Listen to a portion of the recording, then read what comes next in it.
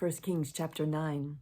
When Solomon had finished building the temple of the Lord and the royal palace and had achieved all he had desired to do, the Lord appeared to him a second time. As he had appeared to him at Gibeon, the Lord said to him, I have heard the prayer and plea you have made before me. I have consecrated this temple which you have built by putting my name there forever. My eyes and my heart will always be there. Wow. As for you, if you walk before me in integrity of heart and uprightness, as David your father did, and do all I command and observe my decrees and laws, I will establish your royal throne over Israel forever, as I promised David your father when I said, you shall never fail to have a man on the throne of Israel. But if you or your sons turn away from me and do not observe the commands and decrees I have given you, and go off to serve other gods and worship them, then I will cut off Israel from the land I have given them, and will reject the temple I have consecrated for my name. Israel will then become a byword and an object of ridicule among all people. And though this temple is now imposing, all who pass by will be appalled and will scoff and say, why has the Lord done such a thing to this land and to this temple? People will answer, because they have forsaken the Lord their God, who brought their fathers out of Egypt and have embraced other gods, worshiping and serving them. That is why the Lord brought all this disaster on them. At the end of 20 years, during which Solomon built these two buildings, the temple of the Lord and the royal palace, King Solomon gave 20 towns in Galilee to Hiram, king of Tyre, because Hiram had supplied him with all the cedar and pine and gold he wanted. But when Hiram went from Tyre to see the towns that Solomon had given him, he was not pleased with them. What kind of towns are these you have given me, my brother? He asked. And he called them the land of Cabul, a name they have to this day.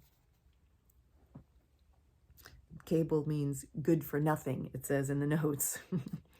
Now Hiram had sent to the king 120 talents of gold. Here is the account of the forced labor King Solomon conscripted to build the Lord's temple, his own palace, the supporting terraces, the wall of Jerusalem, and Hazor, Megiddo, and Gezer. Pharaoh, king of Egypt, had attacked and captured Gezer. He had set it on fire. He killed its Canaanite inhabitants and then gave it as a wedding gift to his daughter, Solomon's wife. And Solomon rebuilt Gezer.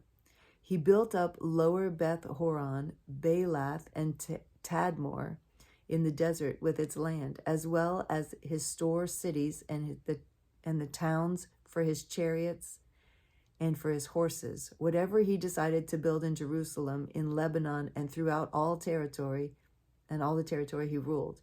All the people left from the Amorites, Hittites, Perizzites, Hivites, and Jebusites. These people were not Israelites. That is, their descendants remaining in the land, whom the Israelites could not exterminate. These Solomon conscripted for his slave labor force, as it is to this day.